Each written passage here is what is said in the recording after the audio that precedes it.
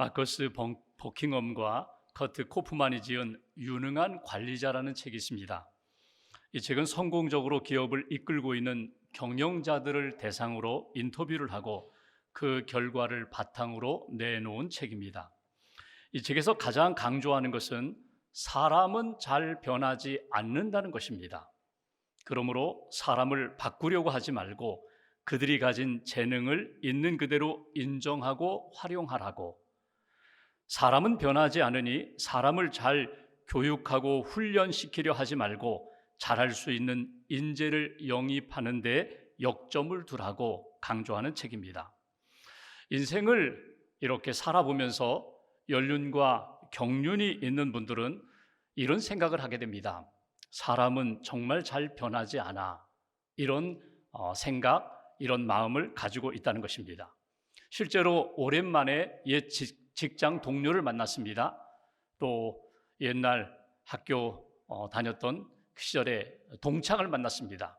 이런저런 이야기를 나누면서 말은 하지 않지만 속으로 이런 생각을 합니다. 외모는 많이 바뀌었는데 속은 여전하구나. 변함이 없구나. 사람의 본성, 인격, 습관 같은 속 사람이 그대로인 것을 발견하고 정말 사람은 바뀌지 않아, 변하지 않아, 이런 생각을 곧잘 한다는 것입니다. 그러면 성경은 이 문제에 대하여 어떻게 말씀하고 있을까? 성경도 사람은 잘 변하지 않는다는 것에 대하여 대체로 동의를 합니다. 조금 더 정확하게 표현한다면 사람은 스스로 변하지 못한다고 그렇게 말할 수 있을 것입니다. 하나님을 등진 사람 계속해서 하나님을 등지고 살아갑니다. 죄인은 계속 죄인의 길을 걸어갑니다. 악인은 계속 악한 일을 하면서 그대로 살아간다는 것입니다. 그런데 성경에서 한 가지 예외가 있다고 분명히 말씀합니다. 그것은 사람이 변할 수 있는 때는 언젠가 하나님의 은혜가 임하면, 하나님의 은혜를 받으면, 하나님의 은혜가 우리 안에 임하게 되면 심령이 달라지고 변화된다는 것입니다. 그 하나님의 은혜는 어떻게 임하는가? 성령이 강하게 임할 때, 성령의 기름 부으심으로 우리의 생각과 감정과 의지, 모든 인격을 성령이 다스릴 때에 성령 충만한 삶이 되고 성령으로 우리의 심령도 삶도 변화된다는 것입니다. 여러분 어떻습니까? 여러분은 언제 삶이 변화되셨습니까? 여러분은 어떻게 삶이 달라지고 있습니까? 어떻게 달라지셨습니까?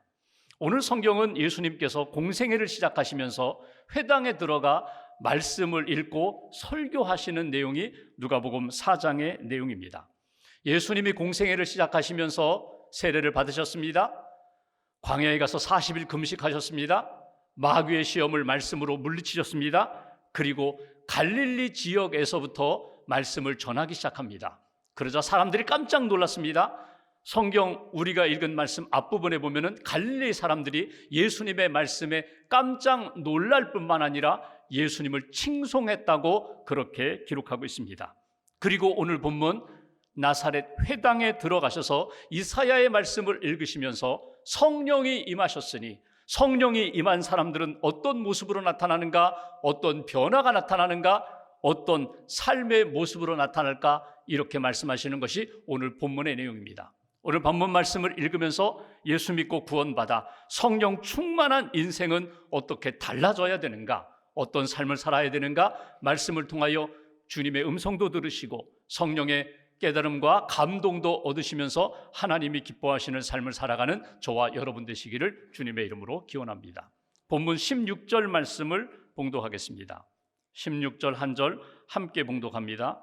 예수께서 그 자라나신 곳 나사렛에 이르사 안식일에 늘 하시던 대로 회당에 들어가사 성경을 읽으려고 서심해. 아멘. 오늘 예수님께서 여기 나사렛 회당에 들어가시는 그런 모습을 기록하고 있습니다. 여러분, 예수님이 갈릴리 지역에서부터 복음을 전하셨습니다. 갈릴리는 어떤 곳인가 하면 큰 지방을 가리키는 말입니다. 그러니까 강원도, 남쪽에 이스라엘 지도를 보시면 남쪽 유대를 중심으로 해서 오늘 예루살렘이 있고, 북쪽에는 갈릴리 지방입니다. 우리로 이야기하면 강원도입니다. 그리고 나사렛은 예수님이 자라나신 곳입니다. 30년 동안 아버지 어머니 목수 요셉 어머니의 양육을 받으며 성장하신 곳입니다. 그곳에서부터 하나님의 말씀을 전하셨다는 것입니다. 여러분, 당시 예루살렘은 정치, 경제, 사회, 문화, 종교의 중심지입니다. 사람들도 많이 모이는 곳입니다. 로마가 지배하던 시대에 이방 사람들, 헬라 사람들이라든가 외국인들도 많이 다녀가는 곳입니다. 그런데 예수님이 거기서부터 말씀을 시작하지 않으시고 갈릴리 지역, 오늘 자신이 성장한 나사렛에서 말씀을 전하기 시작했다는 것입니다. 여러분, 여기에는 의미가 있습니다. 예루살렘은 모든 것의 중심이지만 그러나 세속화되어 있습니다. 거룩성을 많이 잃어버렸습니다. 반면에 갈릴리 지방, 그 지역은 이 세속화가 덜 되었고 오히려 거룩함을 지키고 순수한 신앙, 보수적인 신앙을 갖고 있는 곳이 갈릴리 지방 그리고 나사렛입니다. 여기서 예수님이 말씀을 전하기 시작했다는 것입니다. 오늘 본문 16절에 보시면 예수님이 늘 하시던 대로 습관적으로 예수님이 일상생활이 이러했다라고 기록한 말씀이 16절의 말씀입니다.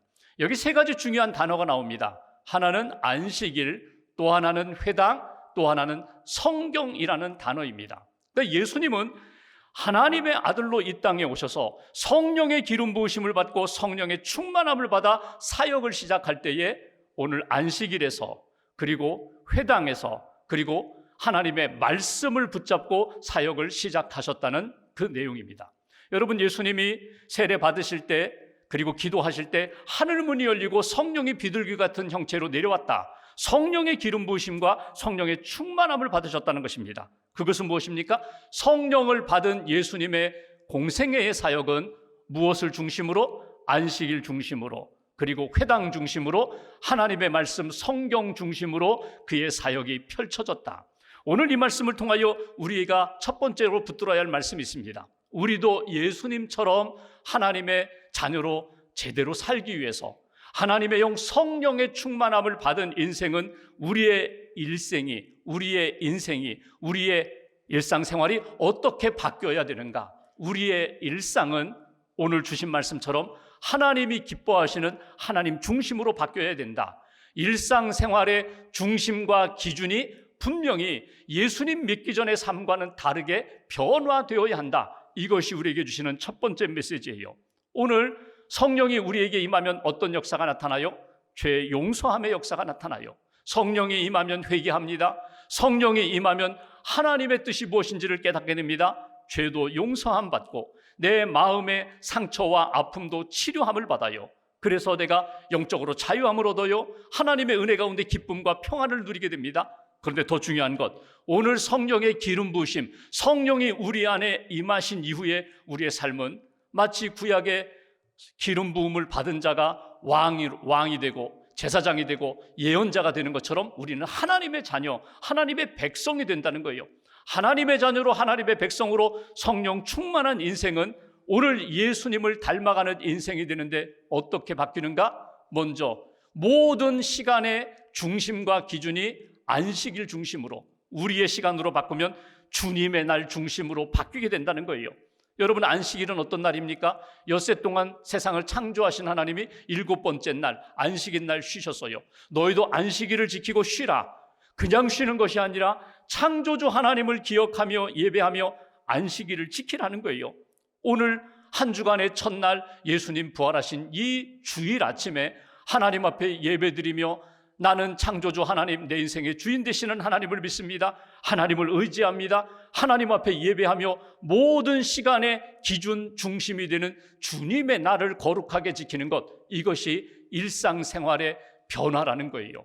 예수 믿기 전에는 그날이 그날이었는데 예수님 믿은 다음에 성령을 의지하여 사는 인생은 이 시간이 주님의 날, 주님 앞에 예배하는 이 시간이 무엇보다도 가장 중요한 시간. 여러분, 새 옷을 샀어요? 새 신발을 샀어요? 여러분, 언제 그 옷을 처음 입고 신발을 언제 처음 신나요? 예수 믿는 사람은 이 새 옷을 나는 주님의 날 하나님 앞에 예배하는 시간에 제일 먼저 입겠다. 우리 자녀들에게 양육할 때에 예수님이 기뻐하시는 삶이 무엇일까? 하나님이 기뻐하시는 삶이 무엇일까? 영어로 표현한다면 Sunday First예요. 먼저 주님의 날에 이 좋은 것을 가지고 하나님 앞에 나가 감사하며 예배하며 주님께 기뻐하며 감사하며 예배드리겠다. 이것이 신앙의 기준이고 가장 하나님이 기뻐하시는 믿음의 중심이 되어야 한다. 주님의 날 하나님을 만나고 하나님을 예배하고 하나님의 은혜를 받는 것이 내 인생의, 내 영혼의 가장 소중한 시간입니다. 이것이 일상의 변화, 일상의 중심이 된다는 거예요. 회당에서 오늘 예수님이 나아가 말씀을 읽으십니다. 회당은 어떤 곳입니까? 예루살렘에는 성전이 있고요, 이스라엘 마을마다 회당이 있어요. 회당이라고 하니까 우리는 마을회관을 생각하는데 틀리지 않아요. 그 회당은 어떤 곳이에요? 주님의 이름으로 모이는 곳, 모여서 기도하는 곳, 모여서 성경을 읽는 곳, 말씀을 듣는 곳, 성도가 교제하는 곳이 회당입니다. 믿음으로 모인 곳이에요. 여러분, 오늘의 회당이 어디일까요? 예배당이에요. 주님의 이름으로 모이는 예배하는 장소, 기도하는 장소, 성도가 교제하면서 하나님 앞에 헌신하며 봉사하는 그 자리가 하나님이 기뻐하시는 자리예요. 여러분, 교회 중심으로 산다는 게 무엇입니까? 내 삶에 많은 일들이 있고 많은 만남이 있지만 나는 주님이 계신 곳, 십자가의 복음이 있는 곳, 예수 그리스도의 말씀이 있는 곳, 나는 그것이 내 삶의 중심이다, 내 삶의 기준이다. 이것이 예배 중심으로 살아가는, 교회 중심으로 살아가는 하나님의 사람들의 모습이라는 거예요. 또 하나, 오늘 성경을 그곳에서 읽으셨어요. 이사야 말씀을 읽으셨어요. 오늘 우리는 각자 개인적으로 성경책을 가지고 있지만 예수님 시대만 해도 각자 개인적인 성경책을 가질 수가 없었어요. 그래서 성경을 읽으려면, 성경 말씀을 들으려면 어디로 가야 돼요? 회당에 가야 돼요. 안식일에 회당에 가면은 성경을 읽는 사람이 하나님의 말씀을 읽어주면 그대로 듣는 거예요. 그대로 새기는 거예요. 그대로 암송하는 거예요. 하나님의 말씀을 순번에 따라 오늘 예수님이 이사야 61장 말씀을 읽는 것처럼 하나님의 말씀을 읽을 때 주님의 음성을 듣는 거예요. 말씀으로 주님을 만나는 거예요. 말씀으로 힘을 얻는 거예요. 말씀으로 확신을 갖는 거예요. 말씀으로 치유를 받는 거예요. 말씀으로 내 인생의 많은 문제에 대한 답을 말씀에서 얻는 거예요. 이것이 오늘 예수님의 신앙생활, 일상의 모습이었고, 예수 믿고 구원받은 우리들, 성령으로 이끌림 받아 살아가는 우리들의 기준이 되어야 한다. 중심이 되어야 한다. 그러니까 나 중심이 아니라 하나님 중심으로, 하나님 주님의 날을 거룩하게 지키겠습니다. 하나님 함께 모여 예배하고 기도하며 하나님 앞에 예배 중심, 교회 중심, 말씀 중심으로 하나님 앞에 살겠습니다. 다시 한번 다짐하시고 하나님이 우리에게 주신 성령의 은혜 가운데, 성령의 능력 가운데 하나님 기뻐하시는 삶을 잘 살아가는 저와 여러분들 되시기를 주님의 이름으로 기원합니다. 두 번째로 17절 말씀을 보겠습니다. 제가 봉독합니다. 선지자 이사야의 글을 드리거늘 책을 펴서 이렇게 기록된 데를 찾으시니 곧 18절 한 절 함께 봉독합니다. 주의 성령이 내게 임하셨으니 이는 가난한 자에게 복음을 전하게 하시려고 내게 기름을 부으시고 나를 보내사 포로된 자에게 자유를, 눈먼 자에게 다시 보게 함을 전파하며 눌린 자를 자유롭게 하고. 아멘. 오늘 이사야 61장 1절 말씀을 예수님이 회당에서 읽으셨다는 거예요. 여기에 눈에 띄는 것이 오늘 네 종류의 사람들, 네 부류의 사람들이 등장합니다. 가난한 사람, 포로된 사람, 눈먼 사람, 눌린 사람, 눌려있는 사람, 연약한 사람들입니다. 도움이 필요한 사람들입니다. 근데 사실 사람들은 이런 자리에 가기를 원하지 않아요. 그런 자리에 있는 사람들에 대하여 특별히 관심을 기울이지 않아요. 소외된 사람들, 환영받지 못한 사람들. 그런데 주의 성령이 임하니까 그들에게 다가가게 된다는 거예요. 주의 성령이 그들을 외면하지 않고 그들에게 다가가셔서 그들에게 은혜 주시기를 원한다. 이것이 이사야 61장의 말씀입니다. 여러분, 예수님이 지금 고향 나사렛 회당에 들어가서 지금 이사야 61장을 읽으신 거예요. 그런데 나사렛 사람들이 예수님을 대할 때 어떻게 대했는가? 배척했다는 거예요. 우리가 조금 더 보시면 누가복음 4장 24절에 이렇게 말씀합니다. 선지자가 고향에서는 환영을 받는 자가 없다. 그 얘기 뭐예요? 예수님 자신을 이야기하는 거예요. 예언자가, 선지자가, 하나님의 사람들이 고향에서는 환영을 받지 못한다는 거예요. 왜 그래요? 너무나 잘 알기 때문에.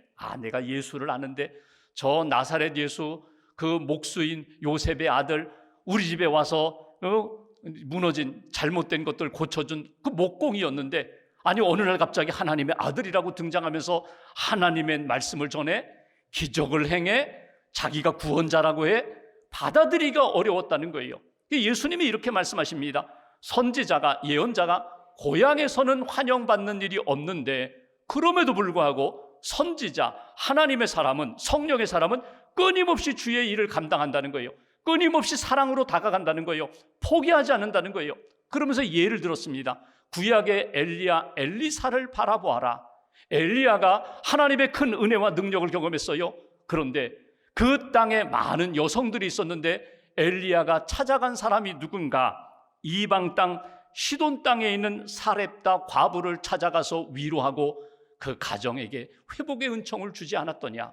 엘리사, 기적을 행했던 엘리사가 이스라엘 땅에 많은 병자들이 있고 나병 환자가 있는데 누구를 고쳐주었는가? 수리아 사람 나아만 장군이 찾아왔을 때 나병을 고쳐주고 은혜를 베풀지 않았더냐?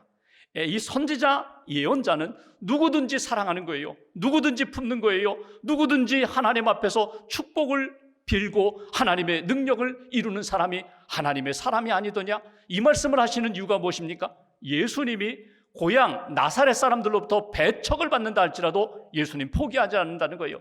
끝까지 사랑으로 주님 앞에 나오는 유대인이든지 이방인이든지 다 품고 다 사랑으로 섬길 거야. 이게 예수님의 마음이라는 거예요. 여기 두 번째 우리에게 주시는 메시지가 있습니다. 여러분, 우리가 인생을 살아가면서 성령의 사람은 무엇으로 어떻게 살아가느냐? 내 안에 계신 성령님의 마음으로, 예수님의 마음으로 바라보고 품고 섬기는 하나님의 사람, 사랑의 눈으로 끊임없이 포기하지 않고 바라보면서 감싸주는 사람, 이 사람이 성령의 사람이다. 성령의 기름 부음을 받은 사람은 오늘 예수님을 닮아서 기도하고 축복하고 예수 그리스도의 그 뜨거운 사랑으로 품어주는 사람, 그 사람이 성령의 사람이라고. 성령의 은혜를 받으면 누구를 만나든지 여러분 사랑할 수 있어요. 내 안에 성령님이 사랑으로 역사하시니까. 여러분, 성령의 열매가 무엇입니까? 제일 먼저 사랑으로 시작합니다. 성령이 내 안에 계시면 사랑할 수 있어요. 내 감정으로는 안 되는데 성령님이 나로 하여금 사랑할 수 있도록 힘을 주신다는 거예요. 붙들어 주신다는 거예요.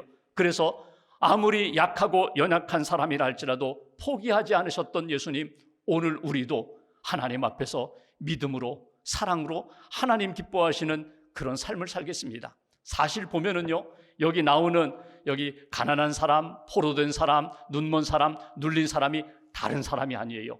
우리 자신이 그래요. 우리 자신이 그렇게 배척도 받고 외면도 당하고 그런 아픔이 있어요. 근데 누가?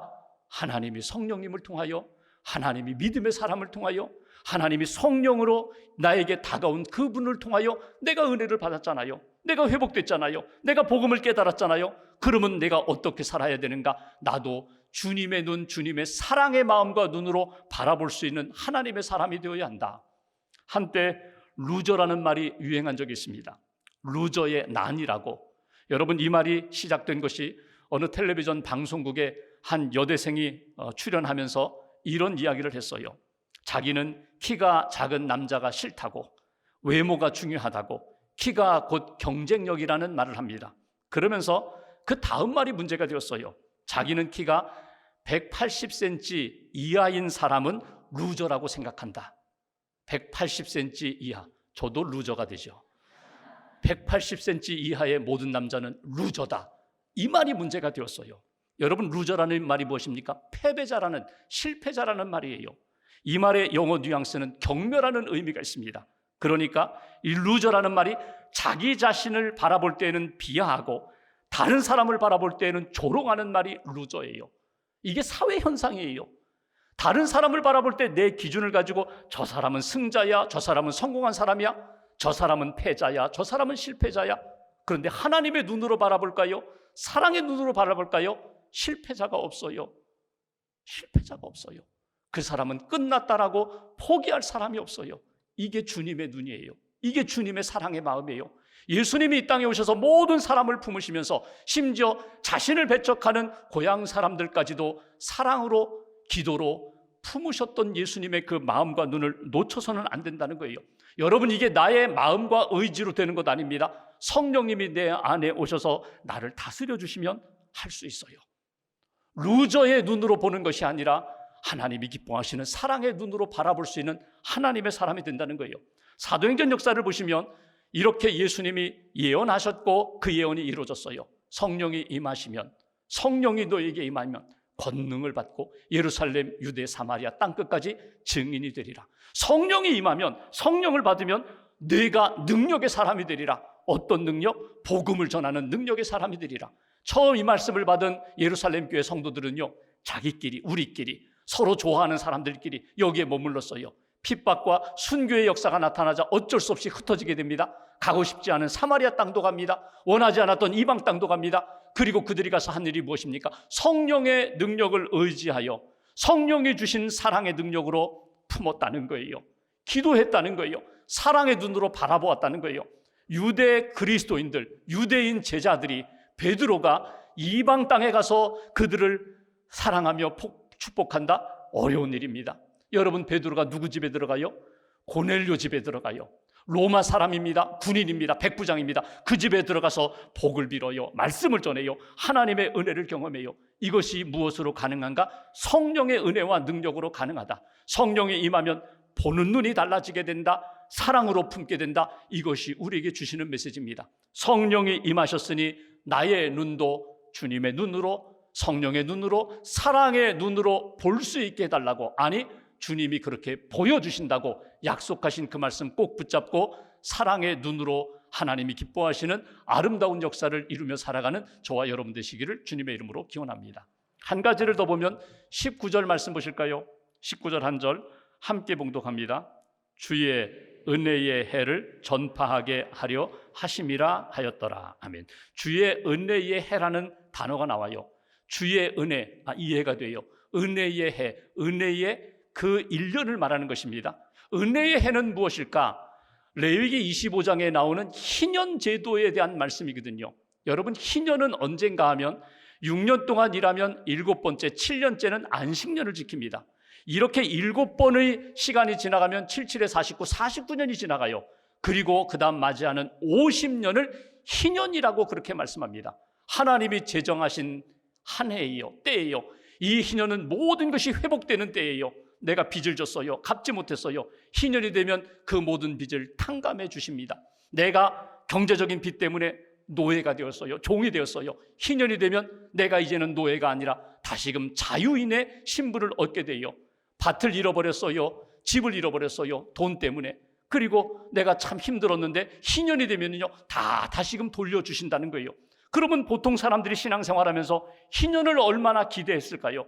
희년이 되면 이제 몇 년 남았다. 이제 몇 년 남았다. 희년이 되면 다 회복시켜 주시니까 그 희년에 대한 소망과 희년을 맞이할 때의 그 기쁨을 언제 주신다고요? 성령이 임하시면. 성령이 임하셨으니 너희의 삶에 묶여있는 것, 닫혀있는 것 다 풀어주리라. 자유케 하리라. 회복시켜 주리라. 그러니 성령이 임하셨으니 내가 그 은혜를 받고 그 은혜 받은 것에 대하여 감사하며 간증하며 전파하는 삶을 살아라. 이것이 오늘 예수님께서 이사야 61장 1절 2절을 말씀을 읽으시면서 전하시는 메시지예요.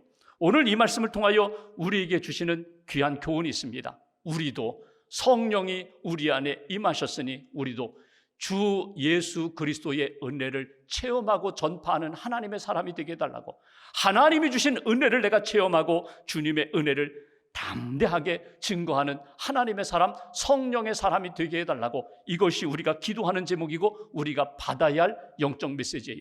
오늘 다시 한번 하나님의 말씀을 꼭 붙잡으십시오. 사도 바울이 고린도서 6장 2절에 전한 말씀, 보라 지금은 은혜 받을 만한 때요, 보라 지금은 구원의 날이다. 다음이 아닙니다.